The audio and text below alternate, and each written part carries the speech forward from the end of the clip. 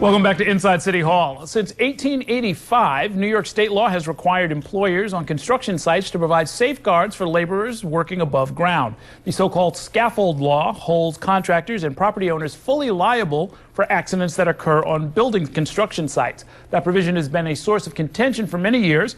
And last week, a coalition of advocates for changing the law, which is unique to our state, took their case to the Capitol, arguing in part that the law hurts minority and women-owned businesses.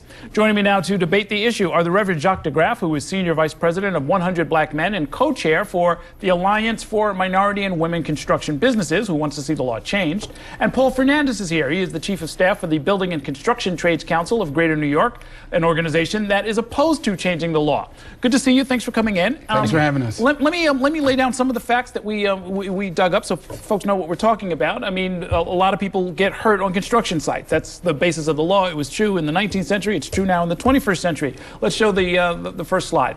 Okay, between 2011 and 2012, 36 New York City construction workers lost their lives on the job. We often report on many of them. Construction workers are 3% of the city's workforce, but account for 24% of the workplace fatalities. It's very dangerous out there, especially when demolition is concerned. From 2003 to 2011, federal safety regulators investigated 136 fatal falls from elevation, meaning above ground, at New York City construction sites. And fatal construction industries in just a 2-year period cost the city $186 million. And so let me start with you, Jacques DeGraff. There's dozens of people who are getting hurt. It's dangerous. That's why the law was passed in the first place. Why should the law be changed? The law should be changed to be modified to go by the standard that's really the basis of American jurisprudence. That when we go into court, we expect the jury to hear both sides of a story. Under the standard of absolute liability, the jury only hears one side of the story. That's driven up insurance costs, and the insurance companies have basically retrenched and pulled out of the market, putting African American, Latino, minority, and women-owned businesses in peril. It's an emergency, it's a crisis, and it started on December 31st at the School Construction Authority. What happened at the School Construction Authority? What happened at the School Construction Authority is that their insurer changed, basically the last insurer said that they would not continue under the old terms based on this law, based on that law. And so the School Construction Authority, which provides what's called wraparound insurance for the subcontractors on their side, as it happens in the private sector also, but the School Construction Authority could no longer provide those costs and would have to pass that on directly to those firms. Many of those firms can't get insurance because of this retrenchment by the insurance industry. So Paul Fernandez, an economic cost to be paid by the construction industry if insurers are saying, like, look, this liability means your premium is going to go up or your coverage is going to shrink, or both. Jacques DeGraff says that small businesses are having a hard time keeping up with that. I think it's actually a point of some agreement that we can start the conversation on, which is that there is a problem in the market for general liability insurance that owners and contractors have to obtain to do work on construction projects in the city and throughout the state. The availability of the policies seems to be pulling back. The coverage that's offered seems to be getting reduced, and the premiums for those policies are increasing at rates that appear to be excessive. So the question is, what do we do about it?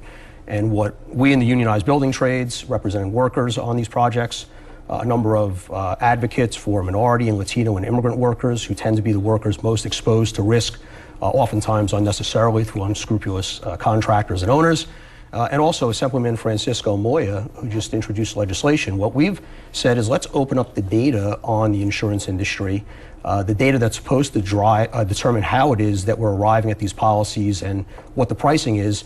Let's pull back the covers, let's see what the data tells us, and from there we can really arrive at hopefully a collective solution to the problem that's based on an analysis of data rather than arguments over what the law says or doesn't say. We can get into that, or what the statistics are. But the reality is right now we have a situation where the insurance industry is not providing the data that we need to correctly analyze the situation. So that does sound like a point of possible agreement. I mean, if the insurance companies are saying we don't want to write these policies anymore and we blame it on the scaffolding law, well, let's not take it at face value, right? I mean, do we know for sure? Except for a couple of things. Number one, we agree that we have a problem, and that's a good thing. But I'm saying it's not just a problem, it's a crisis.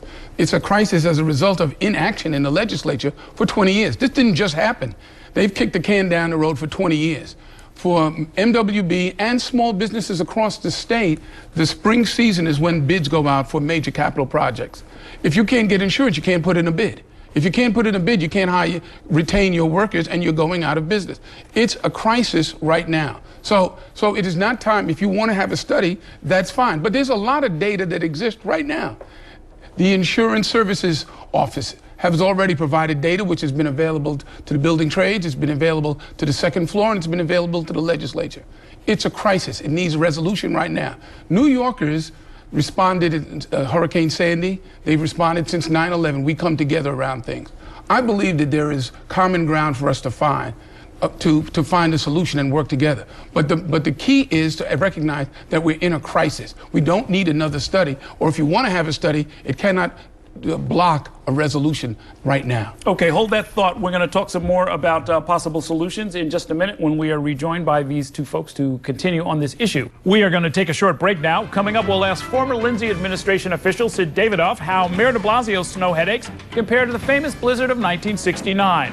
Later on in our political rundown, Curtis Sliwa and Herson Barrero blow some smoke over a recent poll showing wide support in the state for legalizing medical marijuana. We're back in a minute.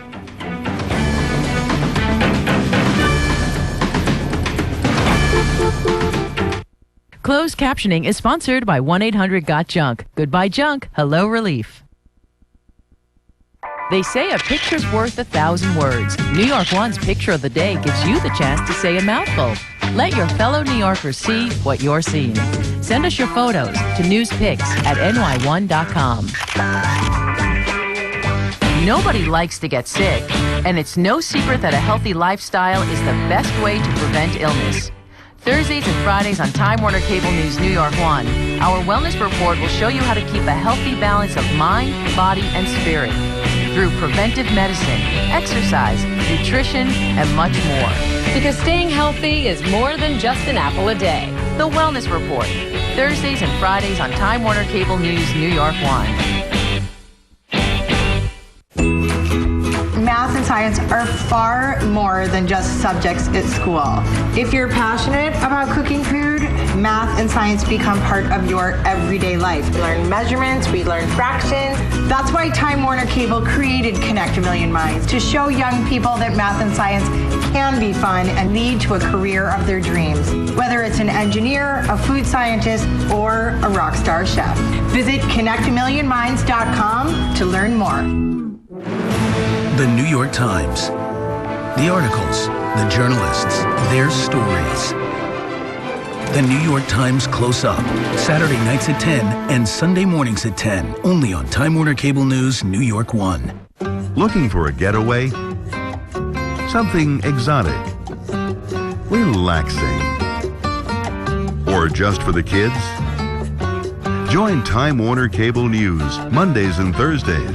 I'll fill you in on some great travel packages from down the street, across the country, or around the world. Travel Mondays and Thursdays on Time Warner Cable News New York 1.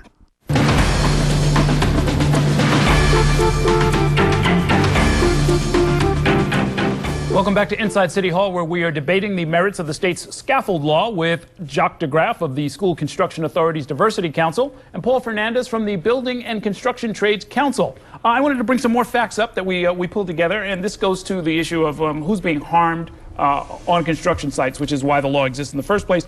In New York City, 74% of fatal falls were Latino and or immigrants. This is from 2003 to 2011, so that's almost a decade. Most fatal falls happen at smaller sites, primarily in demolition work.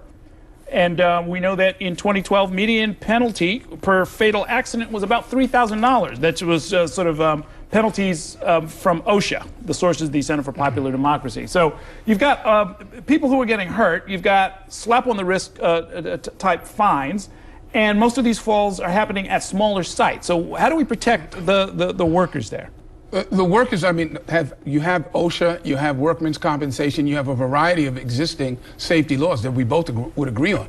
And we have said from the onset that where there are corrupt, abusive, inept, or any other kinds of contractors that cause their workers to be in jeopardy, they need to be prosecuted to the fullest extent of the law. But that's not what this is about. No one is asking for any reduction in safety standards. We're asking for a change in the law so that astronomical payouts don't exist that throw the market out of whack. That's what the situation is in New York.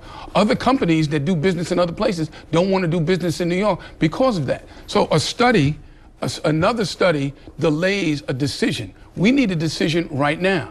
When you talk about immigrants... Well, but if the need is for a decision right now, I think most people would say the decision should be that if some Latino or immigrant guy falls off a scaffold and is dead or injured and no longer a breadwinner for his family, that somebody ought to pay for it, not prosecute. Nor is anyone disputing that. If I could, we say another study. There's never been a study that's been done. No, there has not. There's been it's rather interesting. The insurance industry and the business lobby that oppose the scaffold law are willing to turn over all kinds of data to organizations that they hire to do studies on the issue that obviously get the result that you would think they would get, that they're opposed to the scaffold law and they want to change.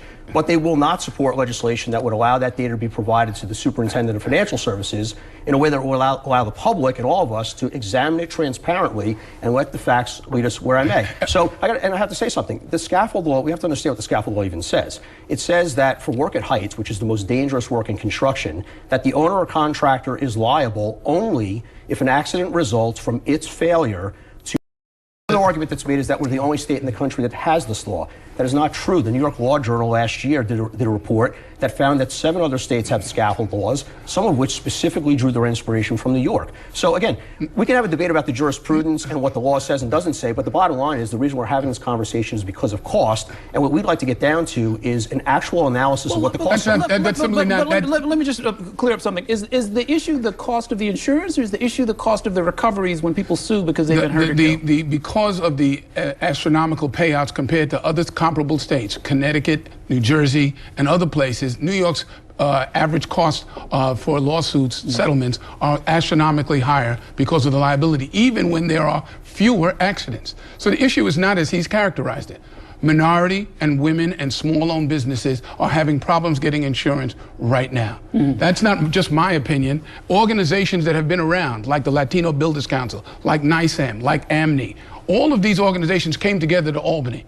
We put 2 busloads of people to co-op Albany in a storm. And you know what they did? They only talked about changing the standard so that you could hear both sides of the story in a court. So the question is, what are they afraid of? I mean, but when you say both sides, I mean, again, the day laborer doesn't have control over the work site, right? I mean, and maybe he does something wrong and maybe he doesn't. But if he falls to his death and really can't testify, where's his side of the story? There are numbers of accidents saying, let's not take the most extreme examples, or let's include all the examples of what happens on a job site. And on a job site, when there's an accident, you want to know all of the facts. If you exclude the possibility that the laborer contributed to his own accident, then you're not hearing all of the facts. When you put your hand on the Bible, it says tell the truth, the whole truth, and nothing else. That's what we're asking for. It's the American way. If you were indicted and went to court in a criminal case, they would say you would have a prosecution and a defense. You don't have that under this standard. And so the question is, what are they afraid of? And Cornell today came out with a study. And I was Cornell and put up organizations. No, I'm saying, you said that they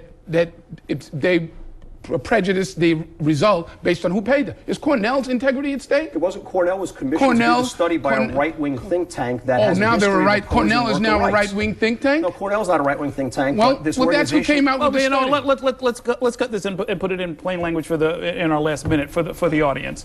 Guy shows up at the construction site. He's not prepared. He's not careful. He's not safe. He injures himself. He injures others. Maybe he even dies. Why should the company, and by extension, I guess the insurance company, be on the hook with no contribution from somebody? The only time that worker can have the owner or contractor held liable for injuries that he suffers, whether it be injuries or, God forbid, or fatality, is if the owner or contractor failed in its responsibility to provide adequate workplace safety fall protection, so that a worker who ignores the safety protocols cannot win a case under this law. And that's an important thing to understand. And we got to remember, it's not, when we say that there's a lot of big settlements, when you work in a city this big with as many tall buildings and structures as closely packed together as we do, sometimes the accidents are pretty catastrophic and people lose their ability to work. They have brain injuries, they get paralyzed. The injuries we're talking about here are not minor. So we want to talk about improving workplace safety. We don't believe that softening the scaffold law is the way to do that. Okay, that is going to have to be the last word. Albany is going to be taking this up, and we'll be hearing more about it, I'm sure. This has been argued for over 100 years now, but thanks for bringing us up to date on an important debate. We are going to take a short break now. Coming up, we'll